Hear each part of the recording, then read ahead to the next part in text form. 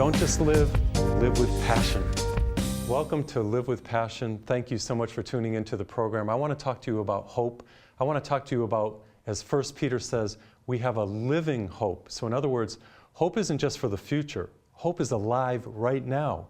Perhaps my favorite verses in all of the Bible, Romans 8:28 through 30. Romans 8:28 through 30, and it goes like this. We know that in everything God works for good for those who love Him, who are called according to His purpose. For those whom God foreknew, He predestined to be conformed to the image of His Son, Jesus, in order that He might be the firstborn among many brothers and sisters. Those whom God predestined, He called. Those whom He called, He justified. Those whom He justified, He glorified. We have a wonderful hope. God is making all things work to good. Let's go to the preaching that was recorded in New Orleans. The scriptures tell us that we have a living hope. So hope is alive. And I want you to key in on this because we have a living hope. It never fades. It never goes away. Three things last forever: faith, hope, and love. So now we have hope, and it will be realized in heaven. So let me talk to you about hope and how God makes all things work to good. And I want you to see, remember now what I said, that hope isn't just for the future, it's for right now. That God is making things work to good in your life right now, even though it doesn't seem like it or it doesn't feel like it. I love to tell stories, and this is one of my favorite ones to tell. It's about a farmer who had a horse, just one horse. And he was out plowing the land, and he's out there, hitched to the plow with the horse, and he's plowing the land and everything, and all of a sudden the harness on the horse broke. The horse took off, jumped the fence, gone. Now he's got no horse. And the neighbors heard about it, and they all came running over, and they said, well, we heard what happened to your horse. That's bad luck. But the farmer had wisdom, and he said, bad luck, good luck, who knows? Next day, the horse came back, and had a whole herd of wild horses behind it. Now the farmer had all these horses, and the neighbors heard about it. They all come running over. Hey, we heard what happened. You got all these horses now. That's good luck. And the wise farmer said, well, good luck, bad luck, who knows? Next day, the farmer's son was up on one of these wild horses trying to break it. And the wild horse bucked him off, and he fell off, and the farmer's son broke his leg. Neighbors come running over. Hey, we heard what happened to your son. That's bad luck.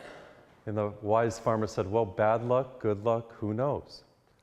Then the next day, the army came to town, and they conscripted all the able-bodied young men to go off to war.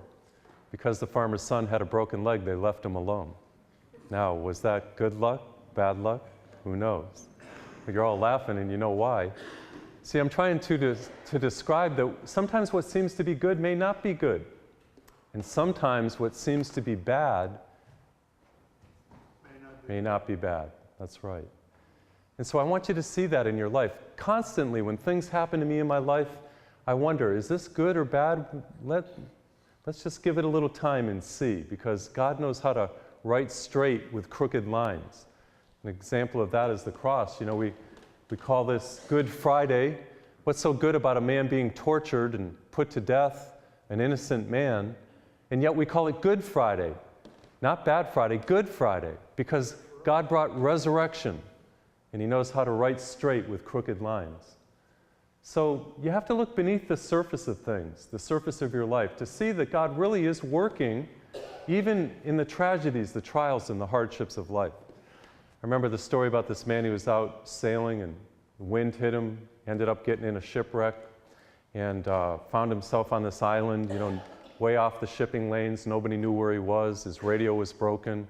He said, first thing, he was all upset, and he says, why did this have to happen to me? I'm lost. I'm going to die out here. So he figured he better go get some food, but first he made a little wooden hut and built a fire next to it, and off he went to get some food. Comes back, and the wind had blown the fire onto the hut. Now this hut was smoking, smoke coming up everywhere. So he takes the bananas and the coconuts, throws them down. He says, why did you do this to me? This is bad luck. First the shipwreck, now this. About a half an hour later, a ship came into the harbor. He was saved. He goes to the captain. He goes, Captain, how did you find me? I'm in the middle of nowhere. Captain said, oh, that was easy. We saw your smoke signal. So was that bad luck? No, it was good luck. You know, it's interesting how God oftentimes appears in the fires of life. Did you notice that? For example, in the Old Testament, how did he appear to Moses? He appeared in a burning bush. Sometimes we talk about life when something's going hard or there's troubles or trials at the job or in the family. We say, boy, I got a fire going on in my life right now. Well, bad luck, good luck, who knows? Maybe some of you watching by TV, you're flipping through and came upon this program and you've been going through some tragedies, some trials in your life, some fires in your life. And what I'm saying is that bad? Not necessarily, because God's working. God appeared to Moses in the burning bush. And remember the great story of the three Hebrew children, Shadrach, Meshach, and Abednego. They wouldn't bow down to Nebuchadnezzar, and they wouldn't worship his idols. So Nebuchadnezzar threw them into the fire, to the fiery furnace. And he said, who's the God that can save you now? And then he even turned it up 7 times hotter. And then as he looked in there, he said, he figured, they'd be burnt to a crisp. He walks over and he looks in there and he sees, wait a minute, didn't I throw 3 of them in there? There's 4 of them in there. And one looks like the Son of God. And it was the Son of God. See, when you go into the fire, God goes in there with you, and he's doing something. And it's interesting. Nebuchadnezzar let them out. And I love what the Bible said. They didn't even smell like smoke. So in other words, every hair on your head is counted, Jesus said. When you're going through some hard times, you're going through the difficulties, don't look so much at the fire. Look at the one who's in there with you in the fire. Speaking of bad luck, good luck, I remember when I was a young man, I was 18 years old, I was a freshman in college, and I was dating. I dated this woman for 9 months. We loved each other. And it was a great relationship, but I knew in my heart of hearts that she wasn't the one that I was to marry. I knew way back then, and we ended up breaking up, and I was devastated. I go like this because it hurt in my stomach. I mean, I was nauseous. I could barely even eat. You can call it puppy love or call it whatever you want, but it was really hard. And I thought to myself, this is the worst thing that could have ever happened to my life. But remember, God writes straight with crooked lines. And what seems to be bad sometimes, actually, God will make work to your good. So what happened to me is in my loneliness and in my emptiness and in my hurt, in my pain of that broken relationship, and there's probably no worse pain that you can go through in your life than a broken relationship. And in the hardship of that broken relationship, that's when I started seeking God. See, at that time I didn't have God in my life and didn't know, I hoped that God existed and everything. Little did I know that even though I didn't know God and I wasn't really praying to God, God was working in my life even then. While we were yet sinners, do you know that verse from Romans? While we were yet sinners, God loved us and Christ died for us. So in other words, even when you're not seeking God, and even when you don't know God, and even when you're far from God, God still loves you, and he's still working in your life. So I remember it was then that I had a born-again experience. It was then that I discovered God in my life, because one of the classic elements in a conversion is this. You have discomfort of some type. You have some type of suffering. You have some type of hurt, pain, loneliness, emptiness in your life. Because if you're feeling great and nothing's wrong in your life, you're not going to want to change. But the catalyst of change is discomfort and suffering and hardship. And God works in this and through this. He doesn't give it to you, but he works in it and through it to bring you to new life. God makes all things work to good for those who love him. I think about, where I live in Houston. I live at a retreat center there, and we are a mecca for the 12-step program. And if you know anything about the 12-step program, that's Alcoholics Anonymous, Overeaters Anonymous, all these anonymous programs. Every day, twice a day, we have meetings there. People come and they gather. What's interesting, a person that finally admits that they have an addiction, they turn away from denial and from pride, and they open themselves up to admit that they have a problem. It's interesting that problem, that addiction, that hardship, that bottoming out can actually be a catalyst or a spark to lead them to God. I have talked to so many people who have been born and brought up Catholic, who had fallen away from the church, gone off into these addictions, gone off into these problems, gone off into bottoming out, relationship problems, addiction problems, personal problems, having these tremendous sufferings in their life. And then they have this this moment of awakening. You see, all the while you're straying and dealing with these different things, God hasn't abandoned you just because you doubt Him and you don't know Him and maybe you aren't seeking Him. Well, God still loves you right from the beginning of your existence, and He's going to continue to love you. Your deeds aren't going to make Him not love you. He's just waiting for you to come back. It's kind of like the prodigal father. We call it the story of the prodigal son, but it's the father who's prodigious, who's extravagant in his loving and his forgiving. Remember what happens, the son takes off, and he goes and he squanders all the inheritance in loose living. And remember now, when everything's going good and you're comfortable and everything, there's no reason to be converted. You know, he's the life of the party. He's having a good time. He's off having a great time with everybody, but then the money runs out. And then he's got a tragedy of tragedies. He's got to get a job. And of course, he gets a job and he's slopping with the pigs in the mud, and he didn't even get a job, and he's so hungry. He comes to his senses, the Bible says. See, that's what it is. That's just what I'm talking about. That's how conversion happens oftentimes. Sometimes you got to slop with the pigs in the mud for a while before you wake up and you come to your senses. And then, of course, the prodigious father is always waiting for his son to return. And his son finally does return. And when he does, notice what he says to him.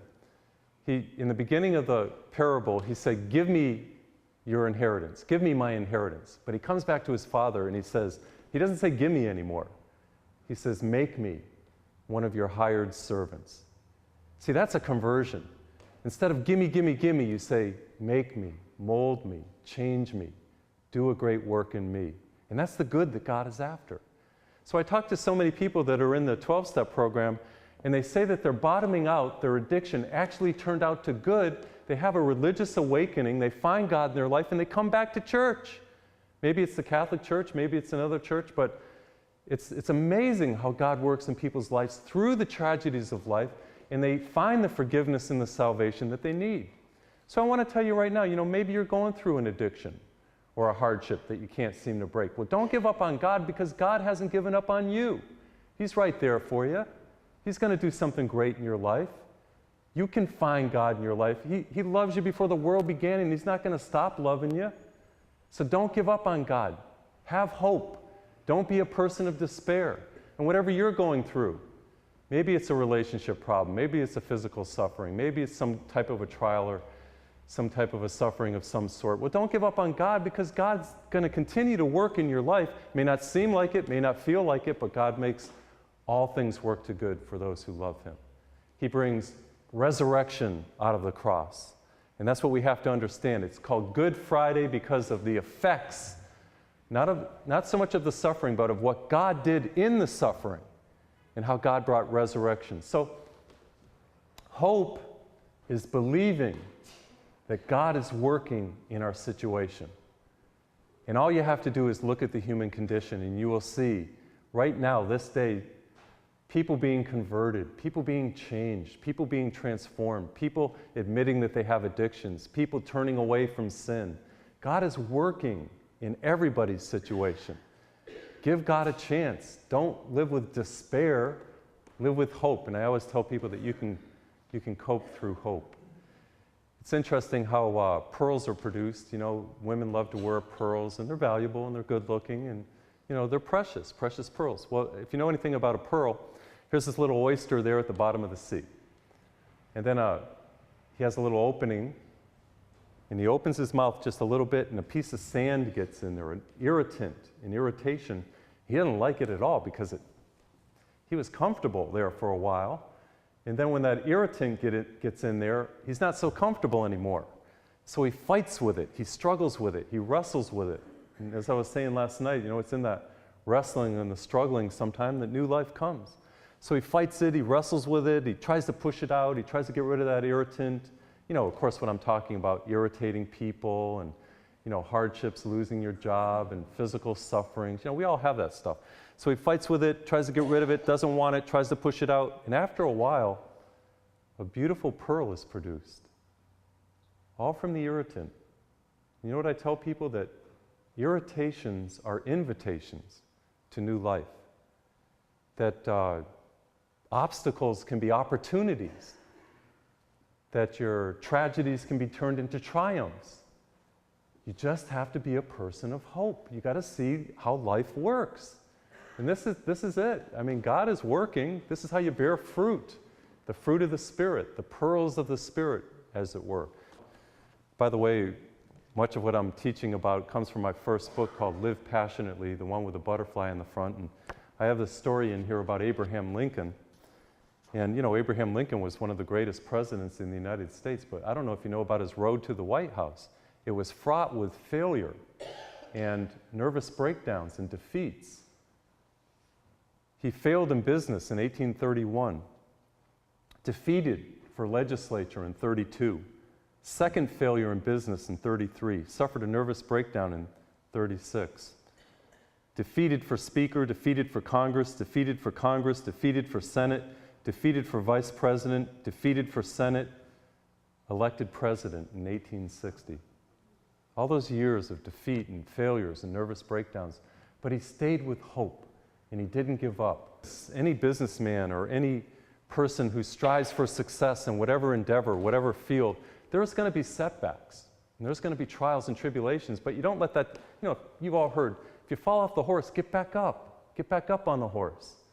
You can't let that stuff stop you, but you got to learn from it. You make mistakes. You know, I just think about preaching, for example. I would no way be where I am in preaching were it not for my failures. You know, I used to, when I would preach and when I wouldn't tell stories and everybody would go, oh, no humor. Oh. It's like, okay, I got to change my ways here. You know, you learn by suffering, and that's the way it is. You tell stories, you use humor, you, of course, you know, I use personal experiences and people get it. So what about the story of Joseph in the Old Testament? Of course, I'm not talking about Joseph, the husband of Mary. I'm talking about Joseph in the Old Testament. And of course, as we know, Joseph was a man who was one of the sons of Jacob, one of the 12 sons of Jacob, but he was favored. His father bestowed upon him a multicolored dream coat, and he had this gift of dreaming and everything. You know, it's okay to have a gift of dreaming, just be careful who you share it with. For example, he had this dream one time that all of his brothers were going to bow down to him. And that's okay to have that dream, but just don't tell it to your brothers. That's exactly what he did. He told his brothers, and oh yeah, we're all going to bow down to you, and they threw him into a pit, and they would have killed him had it not been for Benjamin. Benjamin said, no, let's not kill him, let's just throw him in a pit. Thank you, Benjamin. Well, anyway, the Midianites came, and they sold him as slaves to the Midianites, and Joseph went off to Egypt, but God was with him, the Bible says. But God was with him. That's what you have to understand about your life. You know, you may be sold to slavery, you may be in an addiction, you may be going through some hardships, but God is with you. And when God is with you, it's all over but the shouting. So as you know the story, he gets down to Egypt and he gets falsely accused, thrown into prison. And it says in the Bible that when he was in prison, you know, was that bad luck, good luck? When he was in prison, God was working in his heart. And that's the good that God is always doing. He's conforming us, he's molding us, he's transforming us into the image of Jesus. You must read Romans 8:28, 29, and 30. I think it's the centerpiece of the whole Bible. And it says that God has predestined us to be conformed to the image of Jesus. He makes all things work to good. So the good that God is doing in our life, in our trials, in our suffering, is that he's changing us into the image of Jesus. That's his great plan for our life. So anyway, there's Joseph, and his soul is being wrought in iron, one of the scriptures says, one of the Psalms, and he's being changed. He spent 13 years in prison. That's a long time. You know, if you ever want to be a person of despair, the first day you give up. But not Joseph. He kept hope. He knew God was up to something. Finally, as you know the story, Pharaoh has this dream and Joseph interprets it. Joseph becomes the governor of Egypt now, second in command of all of Egypt. He's gone from the pit to the palace. That's exactly what God will do in your life. He'll lift you up. He'll promote you. Resurrection. You can't give up hope. So he goes from the pit to the palace. Now, because there's a great famine in the land and because of Joseph's dream, they've got it all in the storage bins now. They got all this food and everybody's coming to, it's like now, you know, with oil, everybody's coming to the nations that's got the oil. Everybody was coming to Egypt to get the food. And Joseph's there, and Pharaoh's there, and all of his brothers come, the dream's fulfilled, they all bow down before him. Now, if it were me, my brother sold me into slavery, and they were going to kill me. Now, finally, when the dream is fulfilled, it's like, now's my chance. But remember, God had done a great work in Joseph's soul. God had worked in him with compassion and forgiveness, and he had become a person of great integrity and a person of great dignity. And that's why God promoted him. And now here he is, second in charge of all of Egypt. His brothers bow down before him. And you know what he said to them? I am your brother Joseph. Get this. What you meant for bad, God meant for good. What the devil means for bad in your life, God always means for good. You must be a person of hope. God is working in your life. He will never fail you or forsake you, even if you don't know him. Even if you're caught in an addiction or sin or an adulterous relationship, he's still there with you. Give him a chance to work in your life. He will help you. Don't give up on God. God makes all things work to good. And then, as I conclude this talk on hope, I must tell you, of course, hope is that God is working in the moment, right now, in you, today. It's not just for the future, but it is for the future. We have a glorious future. We are a people of resurrection. We journey toward Easter. We journey toward resurrection. The hope of heaven, the Bible is everywhere. It talks about heaven and what we have ahead of us. That glorious day when we will see God face to face, and peace will flow like a river, and all the pains and the sorrows will be forgotten. No more tears, no more sorrow. And what a gracious, glorious day that will be. 3 women were talking, strangely enough, about what they wanted to be buried in when they were laid out at their wake. I guess, it was one of those conversations around the coffee table. And there they were talking, the 3 of them, and one of them said, well, when I die, I want to be buried with my pearl necklace. It's a family heirloom, a symbol of my belonging to the family, and I love to be a part of the family, and I want everybody to see it. I'm so proud of our family. The other woman, second one, said, well, when I die, I want everybody to see my wedding ring. It's a symbol of my commitment to my husband. He was faithful to me. I was faithful to him for 50 years. And I want everybody to see that when I'm laid out. So both of them look at the third woman and they said, so what do you want to be buried with? And she kind of smiled and she said, well, when I'm laid out at my wake and everybody looks in the casket, I want to be buried with a fork. They looked at her and they said, a fork? What do you want to be buried with a fork for? And she said, well, that's simple. Whenever we would have dinner, Mom would clear the plate. She'd say, keep your fork, dessert is coming. And I want everybody, when they look into the casket and they see the fork, to know that the best is yet to come. And for us, the best is yet to come. And that's why we celebrate Eucharist. It's a time of death and resurrection. It's a time of hope. And we are a people of hope. God writes straight with crooked lines. Don't live in despair. Give God room to move. Anything and everything that you're going through, God's at work. And remember, his great plan is that you be conformed. You become the very image of Jesus. So I always tell people that if you have some hope, no matter what you're going through, you can cope through hope. May Almighty God bless you, the Father, the Son, and the Holy Spirit. Thank you so much for watching my program. It's my heart's desire as a Catholic priest to inspire you, encourage you, bring you closer to God, and help you to live with passion. I am now reaching out through Live with Passion all around the world through the Trinity Broadcasting Network, the Church Channel, and also the many Catholic stations that I'm on. And I'm hearing from people literally all over the world. Get this. This person emailed me and said, hello, greetings from Russia. And she said, you've inspired me to change my life, and you've helped me to find God. And now I know what the meaning of life is, and it's God. And then I've gotten other emails that have asked me to translate my programs into Russian. I've gotten emails from Iran, the Ukraine, New Zealand, Australia, South America, all these different places. And it all happens because I have people partnering with me to reach out who believe in the message that I'm preaching. A personal relationship with Jesus, being reborn in the Holy Spirit, living with passion, realizing your destiny. And so these partners are supporting me every month. and I need new partners. I need you to help me. Would you be so kind as to request one of my partner envelopes? We'll send that to you. Then pray about it, and if you return it with whatever donation, we'll send you a book, whatever book that you designate, as well as a prayer card. And this money, 100% of it, will support Live with Passion, the production and the airing of this program to go all throughout the world. Thank you, thank you, thank you in advance for your generosity. I really need you, and I thank you for becoming a partner with my ministry. Don't just live, live with passion. Father Cedric's TV programs are reaching people in homes, hotels, hospitals, and prisons. People everywhere are being touched, changed, and inspired. Prayerfully consider becoming a partner with Father as he reaches out around the world with the gospel of Jesus Christ.